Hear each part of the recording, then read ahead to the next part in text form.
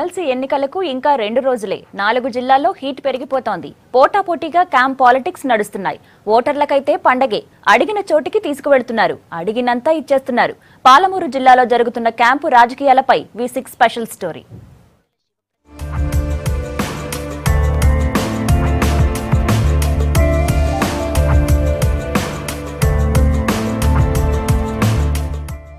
Congress TRS పార్టీల బలం సమానంగా ఉండడంతో మహబూబ్ నగర్ స్థానిక ఎమ్మెల్సీ ఎన్నికలు ఆసక్తిగా మారాయి. తనకున్న బలాన్ని అంచనా వేసుకుని ఎంతో కాన్ఫిడెన్స్ తో బరిలోకి దిగింది కాంగ్రెస్. వరంగల్ బైపోల్ విజయంతో జోరు మీదున్న టీఆర్ఎస్ 2 అభ్యర్థులను బరిలో దించి కాంగ్రెస్ తో పోటీకి రెడీ అయింది. వ్యూహాలు ప్రతి వ్యూహాల మధ్య అధికార ప్రతిపక్ష పార్టీలు ఎత్తుకు పై ఎత్తులు వేస్తున్నాయి. క్యాంపు రాజకీయాలకు తెరతీశాయి. ఎమ్మెల్సీ ఎన్నికల్లో విజేతలెవరో తేల్చబోతున్న క్యాంపు రాజకీయాలు మహబూబ్ నగర్ జిల్లాలో హాట్ టాపిక్ గా మారాయి.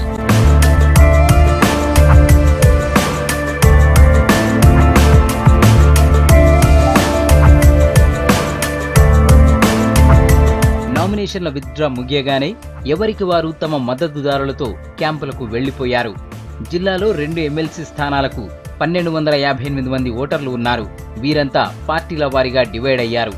కాంగ్రెస్, టీఆర్ఎస్, బీజేపీ, టీడీపీ పార్టీలు తమ స్థానిక ప్రజాప్రతినిధులను క్యాంపులకు తరలించాయి.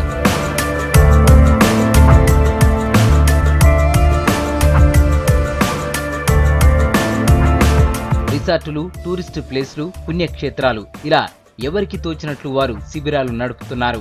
సభ్యులు వేరుగా పోలింగ్ సమయానికి కేంద్రాలకు చేరుకునేలా ప్లాన్ చేసుకున్నారు. స్థానికంగా అందుబాటులో ఉంటే ప్రభావితం చేస్తారన్న ఉద్దేశంతో పార్టీలు జాగ్రత్త పడుతున్నాయి.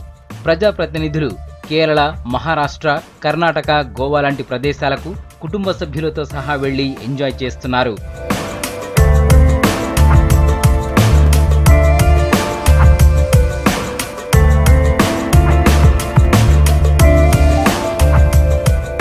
క్యాంపు రాజకీయాలపై పార్టీలు భిన్నంగా స్పందిస్తున్నాయి.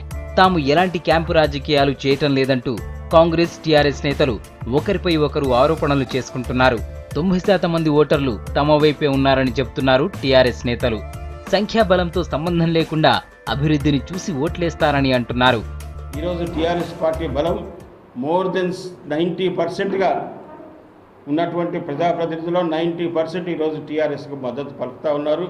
ఈ జిల్లాలో ఉన్నటువంటి 2 ఎమ్మెల్సీ స్థానాలు కూడా అత్యధిక మెజార్టీతో గెలవబోతున్న ప్రతిపక్షాలకు డిపాజిట్ కూడా దక్కేటువంటి పరిస్థితి లేదు.